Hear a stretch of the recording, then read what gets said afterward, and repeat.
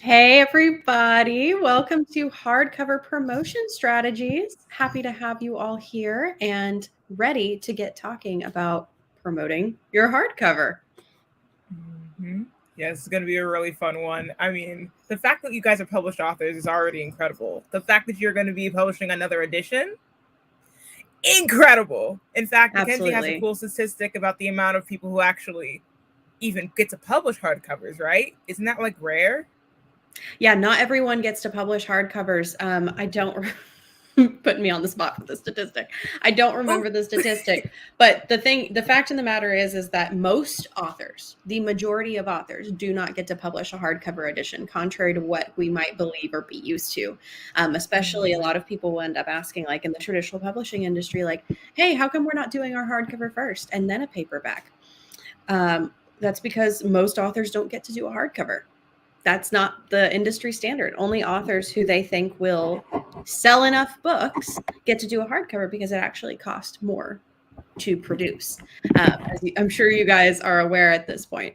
So pat yourself on the back for that, because this is huge for you guys that you have a hardcover edition of your book, a keepsake, a really a, a concrete example of your work that is more firm than your paperback. So kudos to you guys. And without further ado, let's get to some strategies. dun, dun, dun. Nope. Nope.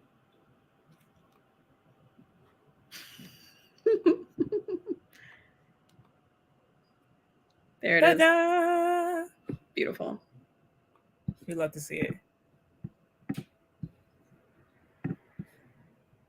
Why did I hit share? You want to tell me why I did that, Kyra? It's like this is my first time doing because this. the buttons are close together. I promise it's not. All right, you guys, you know us, you love us, hopefully. Hi. You've met us before.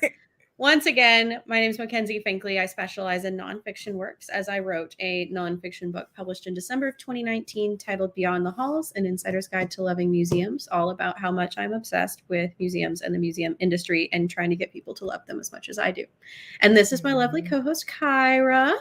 Hi, everybody. I specialize in creative works because I published a creative work. In fact, it's a dystopian oral history novel called The We and the They that was published in July of 2020, which again feels like yesterday and forever ago, especially considering that it's 2022 and not only 2022, but March of 2022 somehow.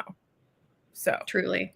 So if you guys have any questions as we go forward, or if you ever want to connect with either one of us, you can find us at either one of those things below. Feel free to reach out. Feel free to ask questions in the chat. We will address them. There will be a Q&A opportunity at the end, and we might pull your question onto the screen. So very cool stuff. We love this platform. Shout out to StreamYard. woo. Okay, so here's what you can expect from us today. We're going to be talking about goals and strategies for publishing a hardcover. Like, why do it? Why are we going through this? Why have a hardcover? Harp a little bit more on the things that I was mentioning earlier. And then we'll be talking about finalizing the format and content of your hardcover dust jacket, as it will be slightly different than your paperback cover. Finding and consolidating new praise quotes. Marketing. And then even more marketing, lessons in promoting your hardcover. So how to let your audience know that you're releasing a new edition, why we do this, why we let them know, leveraging your hardcover for some kind of launch, another opportunity for celebration and the furthering of your brand if you so choose. And you might choose to host a presale. We'll talk about what that looks like and really how to utilize your 20 personal copies to optimize your marketing. Yes, fun fact, New Degree Press will be gifting you 20 personal copies to do with what you choose.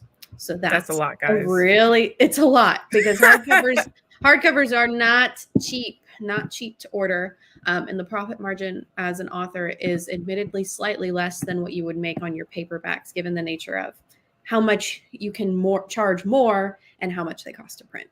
So exactly, great thing. And we're going to talk about how to make the most of those 20 personal copies. Again, this is our advice. Do with it what you will. All right, so this one, Kyra, we wouldn't steer you guys wrong. Just to let you guys know. No, absolutely not. You can trust us. Absolutely. So why do you want to publish a hardcover? So as we are, this is a live stream. So During this live stream, Mackenzie and I are going to talk through how we address this question. But for those of you who are watching this a little bit later, pause this live stream, I guess, recording here and take a couple moments to jot the answer to this question down. And we encourage all of you listening live to also do so, whether it be right now or a little bit later. But why do you want to publish a hardcover? What And do does feel that free to share it in mean? the comments. Absolutely, because we Tell us. want to be able to engage with you guys and your thoughts. So Mackenzie and I have talked at length about the strength of a hardcover. Everyone has their preferences for how they consume their books, whether it be ebook, paperback, audiobook, and hardcover. What's a big benefit of the hardcover? To utilize some of Mackenzie's wonderful language, a paperback is light. I'm going to quote her directly. In fact, I wrote it down. A paperback is light, compact, and easily transportable, able to be bent and stuffed into the corner of a bag. A hardcover, on the other hand, is the strong, beautiful option. They are far more durable than paperbacks, and their beauty and collectability means they hold their value for better too. Far better too, rather. Yes. That, everyone, is a direct quote from Mackenzie Finklea, and I couldn't agree more. I highly concur. It's totally okay if that's the answer, and that's why you want to do it, is for the durability, for the reaffirming of your brand, the credibility factor. Like, I'm an author who's published a hardcover. Like, not a lot of authors can say that. And if that's the reason you want to do it, that's a perfectly good reason. Totally okay. And as a museum person, as a person who loves historical preservation, I'm here for hardcovers. They do last longer. It's true. A lot of books that are printed today, especially paperbacks, it'll be interesting to see. This is me going on a museum soapbox, but it'll be interesting to see how they age over the next 50 years, because I anticipate with the quality of paper, they won't be lasting as long as books that were printed 100 years ago. Also, books that were printed 100 years ago were entirely hardcovers. Paperback is a new technology. Fun fact. So that's the other reason why a lot of books you'll see are printed as hardcovers first before paperback, because that's just the way things have always been done. Previously, that was the only way that books were published, were in hardcover editions. History facts. That makes a lot of sense. I feel like for me, I wanted a hardcover edition because, similarly to what Mackenzie shared about museums, my book is inspired by oral history. And I guess even though oral history in and of itself isn't necessarily confined to a page, there is that additional element of preservation. And also, a hardcover book makes it easier for me to see a book in multiple spaces. Like, I could imagine a hardcover book being in an academic setting and a coffee shop setting and a more casual setting a lot more than I can imagine a paperback. Maybe it's just because of like societal associations that I personally have with it, but I just feel like, again, more durability, more adaptability to certain spaces. That's why I was drawn to a hardcover book. And we want to highlight some of the comments that we're seeing about why you guys are interested in publishing a hardcover book. So shout out to Emily Vanderbilt. I mean, she seems to be interested in publishing a hardcover book because that's what her audience loves to see. And that in and of itself is an incredible reason. Collectability. Oh yeah, that's huge. And another hardcovers are a collector's item. Another great answer comes from Maddie. This is how you initially imagined your book. So now that vision is coming to fruition. So yeah, that's super exciting. All right. So next question we have for you guys.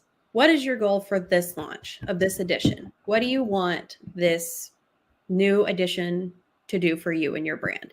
We've thought about why we're doing it. And then the question kind of becomes, what's your hope? What's your ideal outcome? Words. What is your ideal outcome for this? Where do you want to be in doing this? So take a few minutes to kind of write your response on this one. For me, when I was doing my hardcover edition, it was twofold. It was one, to re-engage with my community and remind them of the book, and also to gift them with this collector's item version of my book. So that's kind of why I ended up doing it. Also, definitely, no doubt, for the kind of clout factor. I mean, having more than one edition of your book is really great for book signings, for when you're selling your book and gifting your book. And it's also really great for getting reviews from publications, which we'll talk about in a little bit. So really, I was excited for the opportunities that having a hardcover would potentially open up for me. I mean, again, to Mackenzie's point, I want, again, my goals surrounding my hardcover book launch were A, further credibility, but also B, I noticed that there were a lot of people inside of my audience who were like, I want to be able to support you more. And they associate buying the hardcover version of something with being the more elite way to support an author, which is kind of ironic because, as Mackenzie was alluding to earlier, from a royalties perspective, an author doesn't necessarily make more based off a hardcover book, but it does mean the world that somebody was technically more and willing to invest more funds to support you. So I like all of that is to say, I do make more if you buy it from me directly. That's also true. That is also true. So I think that so B was also the opportunity for my audience to support me in a new way because they indicated the interest to do so.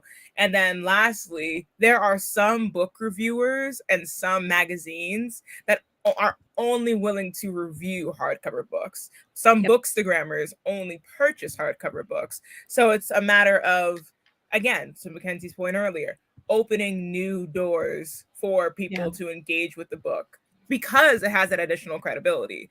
There are it's also such an interesting snob factor, truthfully, because just the reality is that most books don't get a hardcover edition. So you're missing out on a lot of books if you only buy hardcovers. Ooh, so we have another great comment inside the chat. Look at this. I hope to get more eyes on my book and potentially more sales. See, exactly. A giveaway. We're going to be talking a little bit more about this in the coming slides, but giveaways are huge. That's a great way to generate leverage. Yes. Dun, dun, dun, dun. Of course, you don't have to have the full answer to this right now, but definitely continue to think about it because it'll profoundly shape the parameters of your marketing content going forward. All right. So let's talk about adding to your cover content. The general design of your book cover will remain the same, right? The way your cover looks will still be your cover. What you now have the opportunity to change is the flaps. And by change, I mean create, because they didn't exist previously, and change the back up a little bit by adding additional or new praise quotes. You guys now have a few months of additional praise under your belt after people have had the opportunity to read more people have had the opportunity to read your work. So might consider updating your praise quotes as you might with your Amazon page. You'll also be adding an author bio and a headshot, which is not something you have on your paperback. So get excited because it looks real cute. So here's kind of an example. This is my paperback for Beyond the Halls. This is the full cover, right? And I'll switch back and forth with this for you guys for a little bit so you can kind of see the difference. This is the hardcover dust jacket. So what you can see on the sides that's been added, so the summary right here has been moved to this flap. All the words are still the same. The author bio and headshot is on this flap over here. And with my bio, I did include my website because I bought MackenzieFinklea.com and that's never going to change. So I wanted that on my dust jacket. And then I took these 3 praise quotes and added 3 more. So there you go. So those are the kind of subtle changes I made. That, and I made the spine red just because, I don't know, why not? So now that you have 3 months of additional praise quotes and reviews, you can add them to your dust jacket. Not to be too repetitive, but Kyra, do you have additional thoughts on this one? No, I definitely think that because you have more reviews, you can you have the opportunity to switch out ones that are already there. I mean, Mackenzie did an excellent job of indicating the differences in design, but I mean, even if you want to keep some of your praise quotes the same, you could just, because of the addition of the flaps, there's a lot of different ways you can orient the information to draw attention to what matters most to you first. I also really appreciated how in the restructuring of Mackenzie's hardcover, she put a lot of the spine in red and the text on the back in red.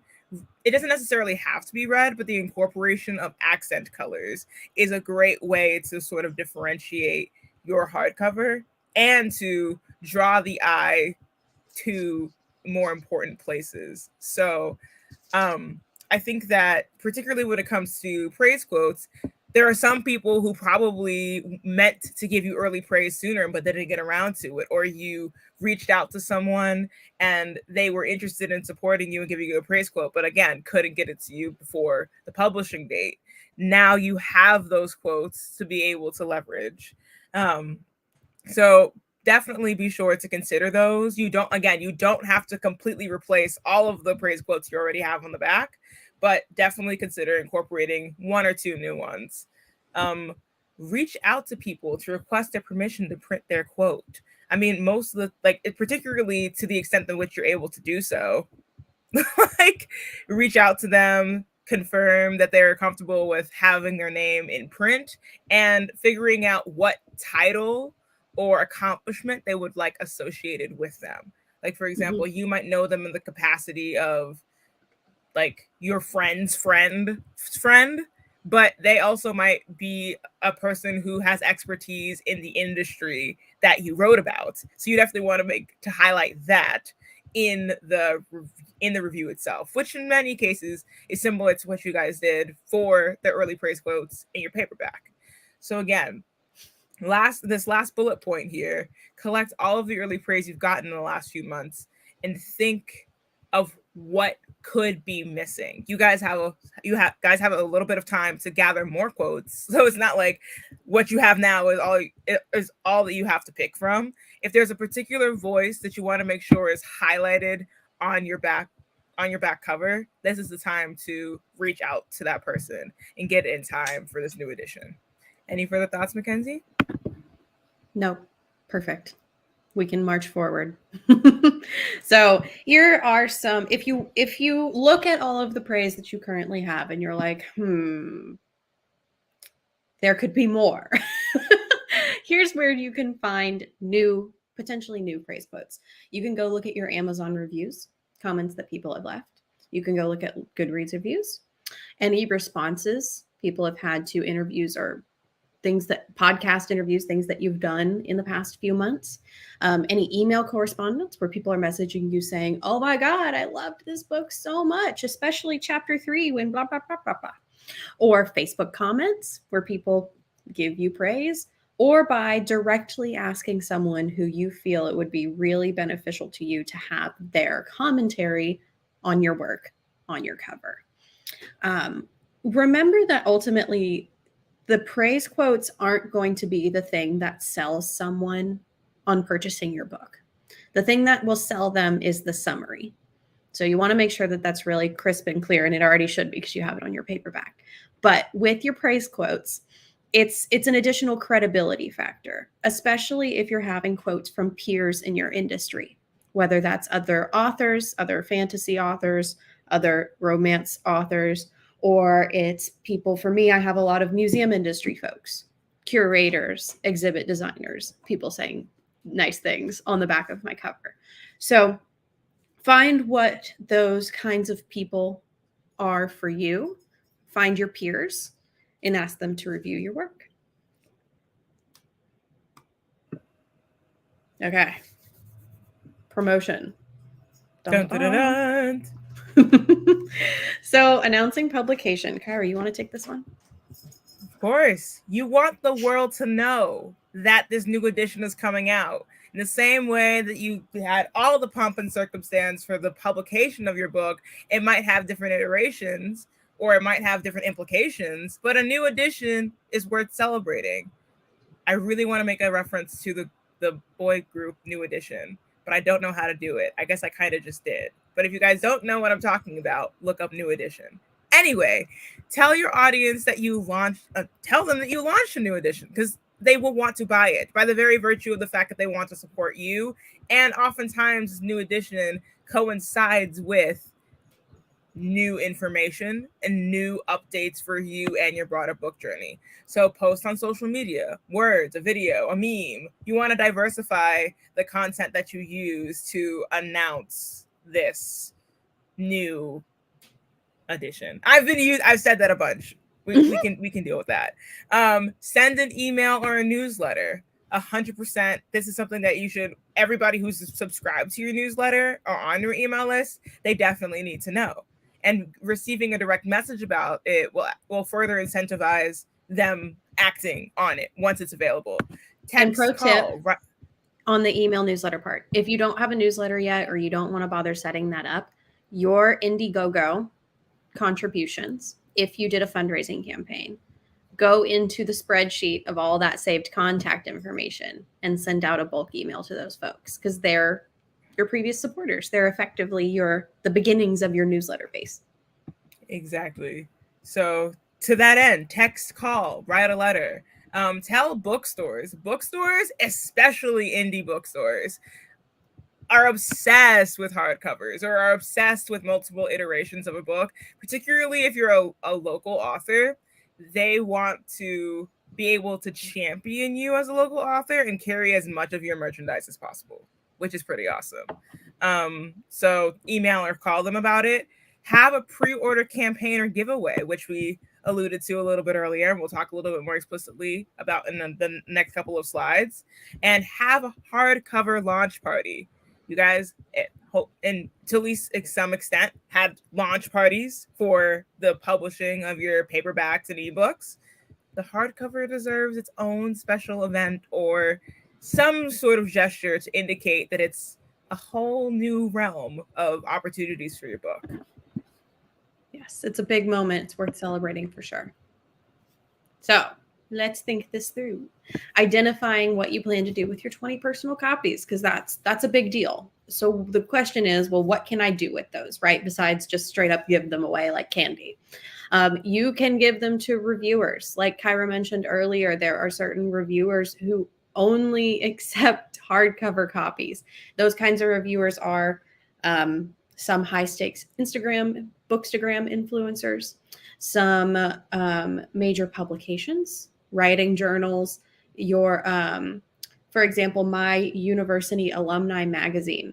When I asked if they would review my book and print it in the magazine, they were like, do you have a hardcover? We only review hardcovers. And I was like, bet. Yes, I do. So major publications sometimes will have that extra snob factor. Giveaway collaborations, which we'll talk about these all in a second in more detail, and potentially hosting a presale. I promise that I will explain what that means. What can you do with hardcovers? That's a little bit different than what you can do with paperbacks. As we talked about earlier, gift to indie bookstores. So, Mackenzie actually has direct experience with this. Yes.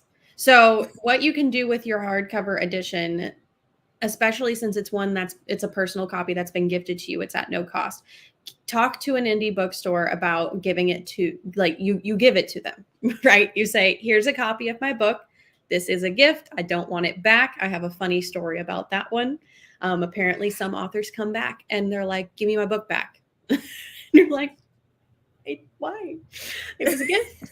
So you be prepared to relinquish a copy of your book in exchange for the possibility that they might be carrying multiple copies of your book. And here's the thing. Not only indie bookstores, but boutiques love hardcovers, because hardcovers make great coffee table books. So they make great gifts. So I have a boutique in town that carries my hardcover edition. Super cute. Gifting to reviewers. Kyra knows more about this one. Yes. So we're going to talk about different book reviewer platforms, whether it be Bookstagrammers or Booksirens. Effectively, there are some book reviewers and book magazines, critics, etc., who only take hardcovers because A, snob factor, as we indicated earlier, but also it's a mark of marketing credibility. If an author is able to have a hardcover, that is an indicator of its broader book success and or potential. So offer copies to higher profile book reviewers, because some of them will only take hardcovers. Some of them prefer hardcovers and will be it's not that it'll change their review, but they'll be more inclined to review your book if you offer that as an option. And yeah, I mean, to that end, some people will only take them and some people are more inclined to take them. Booksirens! Okay, so 10 out of 10 would recommend perusing Booksirens. There is technically a paid version of the platform, but you really don't need that. You just need to peruse their free book reviewers directory, which is a genre specific, like you can put in your genre information and it'll automatically send you this huge database of book reviewers that are interested in books inside of your genre. So if you were to go and search said books, you can indicate what formats you have available. Now you'll be able to say that you have a hardcover. That'll open the door to being able to offer your book for review for free, mind you, to more book reviewers through this site. And I think Booksirens is completely underrated in terms of access, because a lot of these other book reviewer sites will make you cost an arm and a leg just to be seen, let alone have your book be reviewed. Yep. So. And one comment I would like to add about paid reviews, because it's inevitably always a question, is our answer is do your research on the reviewer and determine whether or not it's worth it to you to pay for a review. Because ultimately the two things that you'll really want to assess is the reach of the audience and that book reviewer has, and also the quality of reviews that they produce. Those are typically the two deciding factors for me. I personally still have yet to pay for a review, just because that also feels like I want someone to give me a really authentic, like honest opinion on what they thought of my work. And I feel like when I put money on the table, that sways them to feel like they have to say something nice. So that's my 2 cents. But do your due diligence on that one, because the reason I say that is a lot of paid book reviewers are scams where they will try to take your money and give you nothing in return.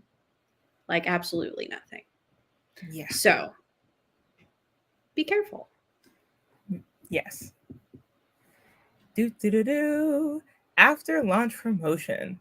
So this is in the space. Well, this is not this. You can kind of, if you wanted to, have some of these giveaway drops leading up to your hardcover being out. Like that could happen. But we, in general, would recommend using this kind of marketing tactic in the wake soon after your hardcover is launched to extend the momentum of it being published. So again, you can submit your book to more high-end reviewers, but you could also start to generate more bookish content or material in tandem with the hardcover release. So that could be merch, bookmarks, character art, candles, t-shirts, mugs, paperweights, blankets. It could also be another article series. I mean, Mackenzie, as you can see down here on the slides, Mackenzie did an incredible giveaway with Museum Nerd, which is a giveaway collaboration that we alluded to earlier. And Emily Vanderbent, the legend herself, has incredible merchandise, particularly candles, developed in tandem with their Crimson Time series. They smell divine. Truly. Okay, so hosting a pre-sale campaign. This is what, excuse me, hiccups. This is what I elected to do with my 20 copies. So on a much smaller scale, in comparison to your Indiegogo campaign, you can host a pre-sale campaign through email signups, your website, or a Google form. So what I did is I said, I have 20 books, first come, first serve. You can pre-order them before anyone else is able to. And the way that I was able to do that is that shipping delays worked in my favor. in terms of the book being approved to be on sale for Amazon and the timeline in which I was able to receive my books. But the other piece of it is it's a signed copy with a personal note, which you can't get if you order through Amazon, plain and simple. So what I did is I threw up a Google form and I said, pre-order your copy by filling out this form, and closed it once it hit 20, which it did. Yay. So that is how I did a pre-sale, as it were. And that's how you do it independently through your website, a Google form, or an email sign up.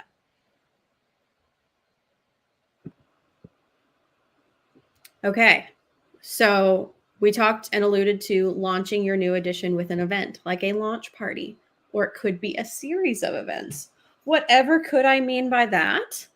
You could kind of two major promotional paths to pursue here. Do a podcast tour. Why might you do this? We remember that books are sold and not bought. It's a great opportunity for exposure for you and for your work and reaching new audiences. And as of this year, over 50% of US has listened to at least one podcast, and that number went up considerably during the pandemic. I can only wonder why.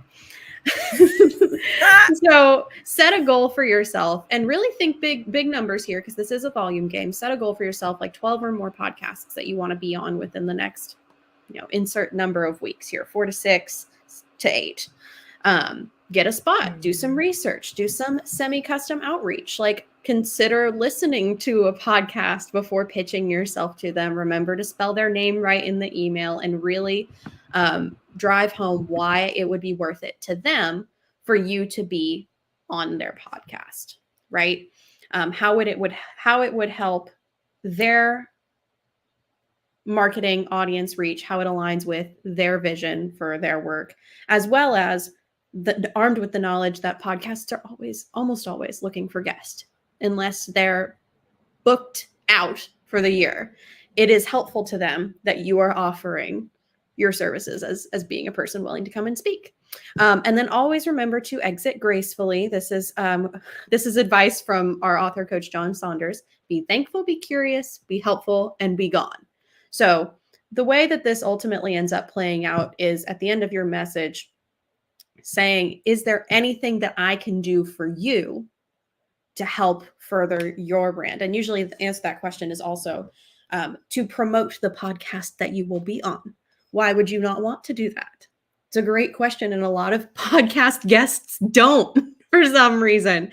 So it is very helpful to podcasters to promote the work that you are featured on, promote the episode, link it on your website, etc. It's always a good idea to have a speaker reel. For me, I update my speaker page on my website every time I'm on a podcast. I add a new image and a link and so on. And what's even more helpful is if they link to my website on that page that I'm linking to, which creates a backlink, which improves SEO and makes everybody happy. So, blog contributing writer tour. Dun, dun, dun, dun. So though I'd highly recommend that everybody at least try their hand at podcasting or being on podcasts, and if you're so inclined, even starting one. Also a quick plug for a tool that can make the podcast search helpful, matchmaker.fm, because that is kind of like a dating service, but for podcasters and podcast guests, basically. So I would highly recommend looking at that. But for the blog/contributing writer tour, this is akin to the podcast tour, but on a different medium, which kind of builds off of what Mackenzie was saying in developing your SEO reach. So why would you want to look into a blog/contributing writer tour? Bloggers have niche audiences that you can leverage for your book. So if there's alignment between the blog's audience and what you're writing, that alignment can go a lot farther than perhaps circulating your content on social media. That's a much more diluted space, even with the assistance of hashtags. And again, 77% of internet users read blogs, which is honestly a lot higher than I ever expected. I read blogs, but oftentimes people don't talk about how much they read blogs, but then again, Medium has infiltrated our day-to-day lives for many of us to some degree. So what? You want to set a goal of having at least 5 to 6 bloggers lined up. So 5 to 6 bloggers can either mean that 5 to 6 bloggers are featuring you, or among that amount, you might be contributing an article to a couple of sites. They might have you as a contributing writer. So how? You want to identify your ideal audience. So know who you need to reach, and then research the top blogs within that space. Perhaps, believe it or not, you probably are already connected to people in your network that have blogs that are pertinent to your audience. You'd be like, this is not to say that you definitely have them, but you'd be surprised. So you could also survey your network for that as well. But find the bloggers who are in your niche, and then see if they will be interested in them offering or having you for a featured post, whether it be an author interview, whether it be you doing a contributing writer thing, whether it be them potentially doing something akin to a book review or a cover reveal, or not exactly a cover reveal, but you get it, like a book announcement, so to speak. So a blog/contributing writer tour in many respects is similar to the podcast tour, but it has another layer of nuance, because you have to determine what kind of written article is produced. Whereas podcasts have iterations depending on what show you're on, but the medium is more or less the same. Oh yeah, so to continue the discussion of the blog/contributing writing tour, you have to also be conscious of timing. So your tour should not just be one day. Like, you shouldn't line up 5 to 6 authors and then have them all post at the same time, because then you wouldn't have the opportunity to give each post all the love that they deserve in promoting them. So aim for at least a week or two, like have them staggered out, but still concentrated. So don't necessarily, if you want a tour to have a clear beginning and an end, so you don't want it to be like there's one lined up for 1 week and then the next one isn't until the following month. So this allows you to maintain consistent but also sustainable momentum post launch of your hardcover. And again, variety. I was already talking about this on the previous slide, but you could have author interviews, book spotlights, video recordings, or live streams, which is fun. You might even know book talkers, booktubers. You'd be surprised of who might find already in your network. And a guest post. This guest post component builds into the contributing writer aspect we were talking about earlier.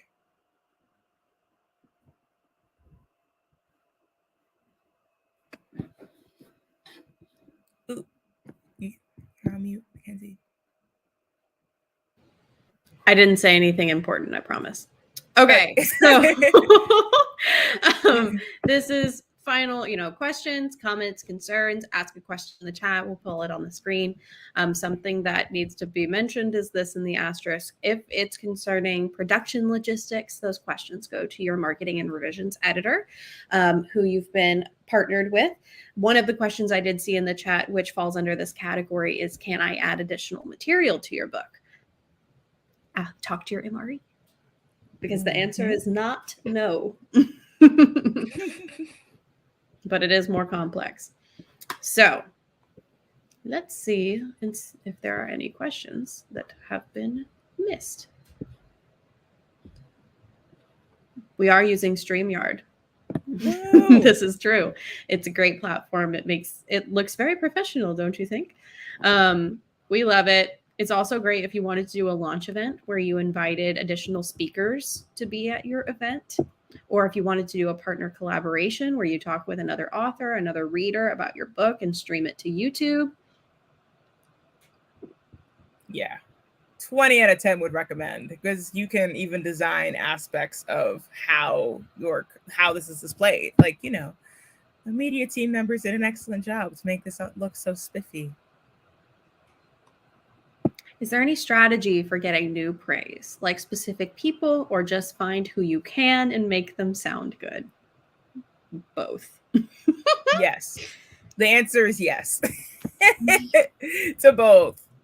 I feel like in my particular case, I did have a couple of editorial reviews that I wanted to be sure to incorporate on my hardcover, and I received more feedback from other authors because there were more authors that were incorporated into my network who were able to read the book post publication as opposed to before it was published. So I prioritized incorporating those voices.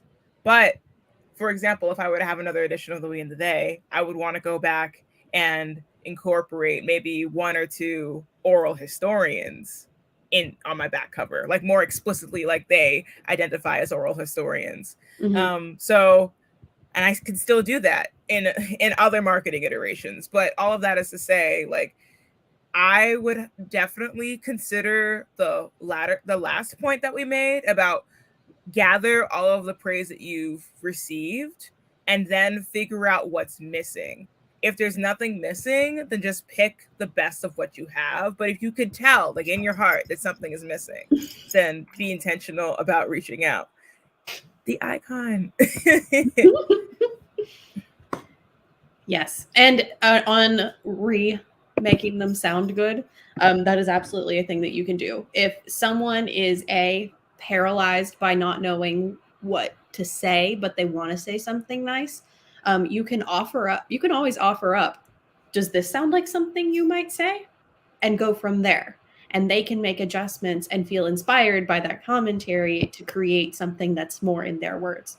Kind of not quite inverse of that is if someone sends you something that sounds not intelligible, but just not quite right, you could offer up an editing suggestion and say, I'd like to quote you with this modification.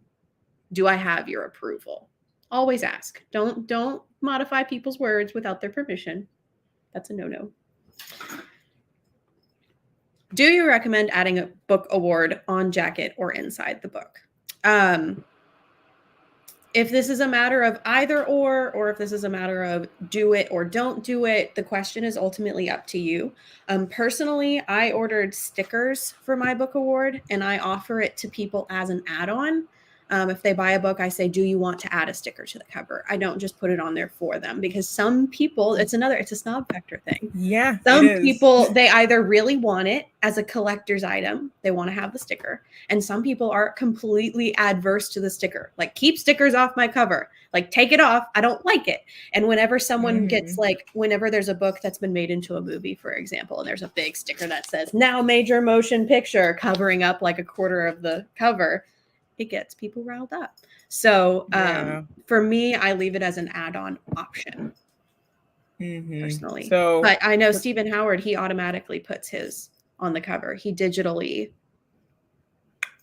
what do you call it? Overlaid his award on the cover of his books. Yeah. To Mackenzie's point, there are some readers who are very, very like adamantly against permanent stickers, like the stickers that are incorporated into the design of the cover itself. But if you're particularly proud of it, don't let that stop you. If you are interested, of course, talk through with your MRE for more logistics on how that would look. But I ultimately think that even if you don't incorporate like the sticker or the emblem, you could add to your author bio, if ever so briefly, the fact that this book won an award. Like, that can be incorporated somewhere, but it's on the jacket itself. But it doesn't necessarily have to be visual per se. But talk through logistics with your MRE. What did you, if at all, charge for those pre-sale copies? Happy to answer this question. Yes, I did charge for the pre-sale copies because it is a sale. So I took the market cost of the book. So however much your MRE tells you, you both agree on you should be selling this book for, which is generally about $10 more than your paperback. And I added $5 to cover shipping, So that's me packaging it, the cost of the literary, they're called like literary boxes that you could put a hardcover in, because you don't necessarily want to put it in just a regular envelope because it might get damaged in the mail, get dented, etc. So you want to put it in a box. And then also the cost of shipping. Make sure you do media mail, far cheaper than regular mail. And then the fact that it's signed. Could I have charged more than $5 for all of that? Absolutely. Should I have? Probably, because sales tax is also a thing. Did I? No. But those are insights and modifications, reflections.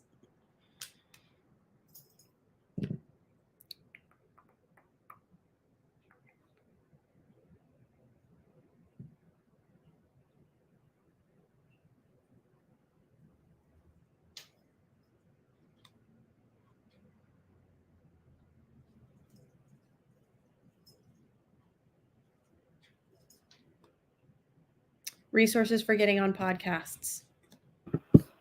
Talk to your MRE about this one also, because they can help you with your pitch. If you want to field someone to say, hey, I need an extra set of eyes on my pitch, how does this sound? For pitching to podcasts to be on their show, they're a great resource. Matchmaker.fm, as we previously mentioned, that's my personal favorite, because about a couple times a month in my inbox, it says, here, we found some shows for you that are booking guests that have aligned with your interests. So you'll want to fill out your profile, right? And most of the time it's me reaching out to shows, but sometimes by virtue of having the profile, shows will reach out to me, which is great. Because that's a little more passive, right? It's just there and then they reach out to you, which is fantastic. The other thing you can do in terms of like resources for getting on them is go to your favorite podcast streaming platform. For example, it's like Stitcher is really good at doing this. You can go to Stitcher, in the search bar, type in keywords related to your book or what you want to talk about. Authenticity, museums, oral history, science fiction. And, type in those keywords and see what podcasts come up. Look at the information to reach out to those hosts, reach out to them and pitch. Okay. Excellent. So with that, I think we have fielded most of the questions here. If there's any additional questions, please feel free to reach out to us on Quip. Feel free to reach out to us at either of these things below, especially if you're not on Quip. And there's also more information on how to connect with us in the comments, or you can also leave a comment on this video. We do check out these after the live stream and will answer any and all questions. So that is all for now. Thank you all for your eyes and attentiveness, and we look forward to seeing your new hardcovers.